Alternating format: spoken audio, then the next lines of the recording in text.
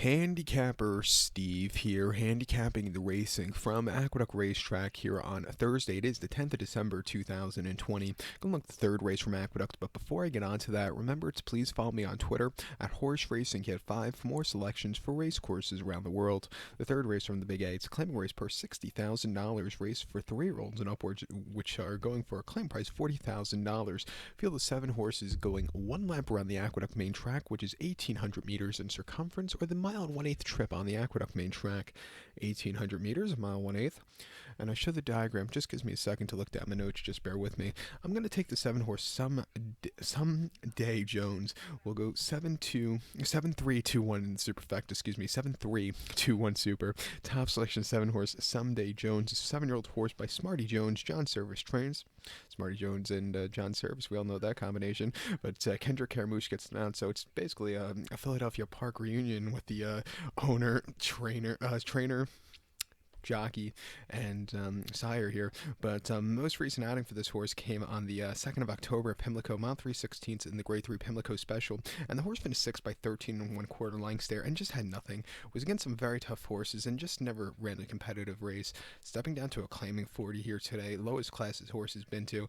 I think this horse really run a competitive race. 2 back in the Stormcat at Parks, mile 16th, 7th of September. The horse finished 2nd by 2 1/4 lengths there, and he kind of stalked a little bit of a turn of foot, but it wasn't anything spectacular there. And then prior to that, the horse ran the 6th of July at Delaware Park, mile 70 and optional 50. The horse won by a half length. He stalked, he got the lead, and then he just took off clear. That was a very impressive victory there off the bench. Prior to that, he ran the Johnson Memorial at Laurel, mile 8th on the 14th of March, where he finished 4th by 6 3/4 lengths. He was just running a little bit too wide, and, he just kind of plodded along, never quickening up, but never weakening out of it. Just looking over his form lines, he's the kind of horse that, if they go towards the end of the winter for the claiming series, he looks like the kind of horse that would want that on the claiming crown day they have at the end of March here at Aqueduct. There's a mile 3/8 claiming race. He looks like the kind of horse that would really do well in that race, because I think as the trips go longer, he's going to get better.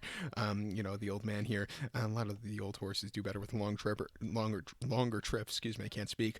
But if he runs some of the races like he did last winter, he wins his race by a mile. Like, if he runs the Native Dancer like he did at Laurel last December, he wins very easily, where he showed 100 triple-digit buyer. And even in the Swarta at Penn National last year, for that place, he still ran a terrific race.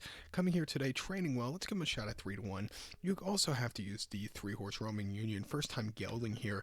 Hasn't been seen since March, where the horse ran a very disappointing 4th, but off the bench, longer trip again. Let's give him a shot. But to recount my selection for the third from the Big A, let's use the 7-horse Someday Jones. We'll also give kudos to the 3-horse Roaming Union.